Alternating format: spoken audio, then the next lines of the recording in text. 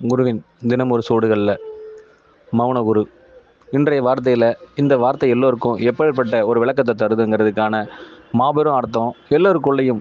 நான் மௌனிக்க விரும்புகின்றேன், என் மௌனம் எது என்பதை நீங்கள் அறிந்தால் நீங்களும் மௌன குரு. இந்த வார்த்தைக்கு இன்னும் கூட பெரு விளக்கம் தர ஆசைப்படுறேங்க.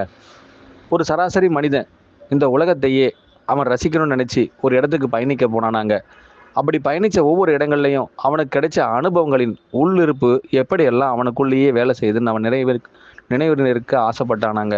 அப்படி ஆசைப்பட்ட பொழுதெல்லாம் அவனுடைய நினைவில் எது நின்றதுன்னு கேட்ட பொழுது கடைசியில் அவனுக்கு என் நினைவில் என்னை தவிர எதுவும் இல்லைன்னு அழகாக ஒரு பதில் சொன்னானாங்க. அப்போ இந்த உலக நிகழ்வுகள் நீங்கள் பயணித்த ஒவ்வொரு இடத்துலையும் உங்களுடைய அனுபவமும் நீங்கள் ரசித்ததும் எதுவும் இல்லையான்னு கேட்டால், நான் அனைத்தையும் ரசித்து கொண்டிருந்தேன். அதில் என் ரசனையில் எங்கெல்லாம் நான் பயணித்தேனோ அவை அனைத்தும் என்னுள் ரசிக்கப்பட்டதோடு அங்கேயே முடிந்தடைந்து விட்டது. மீண்டும் நான் என் நினைவலைகளோடு என்னை மட்டுமே மூழ்கடித்து கொண்டேன்னு மறுபடியும் ஒரு விளக்கம் கொடுத்தாராங்க.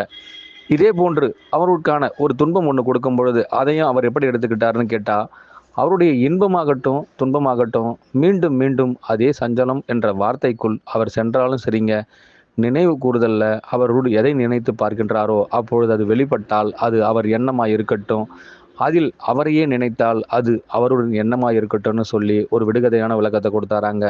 மீண்டும் எல்லோருமே இதேபோல் உங்களுள் எது மௌனமாய் இருக்க விரும்புகின்றது, நீங்கள் யார் என்பதில் உங்கள் எண்ணத்தில் நீங்கள் எப்பொழுதெல்லாம் பிரதிபலிக்க ஆசைப்படுகின்றீர்களோ உங்கள் எண்ணமே உங்களில் பிரதிநிதித்துவமாய் தெரிந்தால் நீங்களும் மௌன குரு. அனைவருக்கும் குருவே சரணம். குருவடி சரணம். திருவடி போற்றிங்க.